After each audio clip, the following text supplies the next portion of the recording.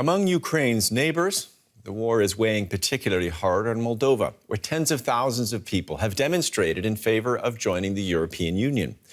Moldova has faced rising pressure from Moscow since Russia's full-scale invasion of Ukraine. The government of President Maia Sandu and most of its citizens are looking west and want closer ties to the EU. But just inside the country's Ukrainian border is Transnistria, a breakaway region that has hosted Russian troops for decades. And for more now, we're joined by journalist Diana Popa in the Moldovan capital, Chisinau. Diana, what were the protesters demanding? The National Assembly, called European Moldova, is over now, and here gathered more than 80,000 of people, according to the data offered by National Police, who came to express their desire to join the European Union.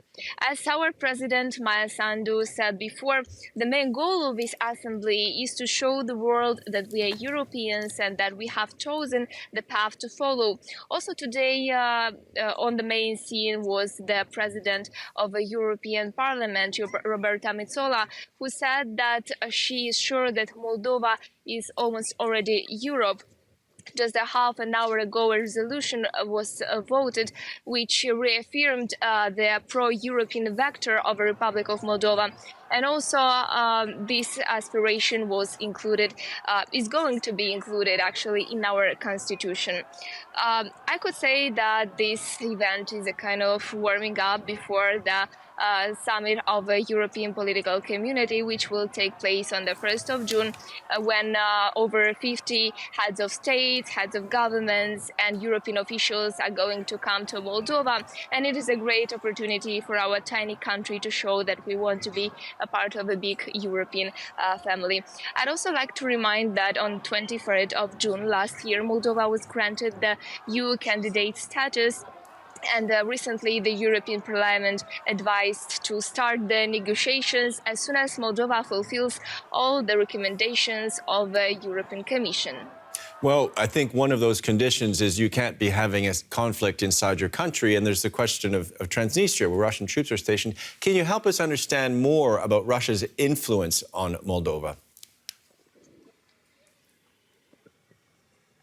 Yes, of course. First of all, we have a breakaway region of Transnistria where Russian troops are stationed for more than 30 years now. And of course, this puts pressure on our government. But secondly, there are a lot of pro-Russian political forces. For example, in the last weekend, a pro-Russian party has won the elections in the south of the country in the autonomy of Gagauzia.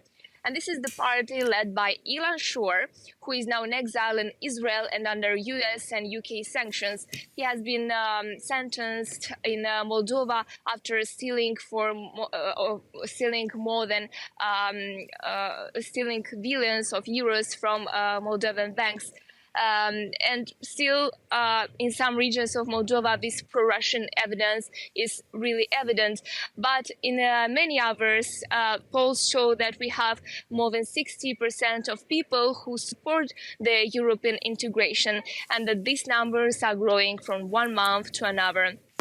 As Maia Sandu, our president, said today, Moldova is no longer blackmailed by Russia thanks to the help of the European Union, especially when we are talking about helping social vulnerable people, our economy, and more resilient energy sector.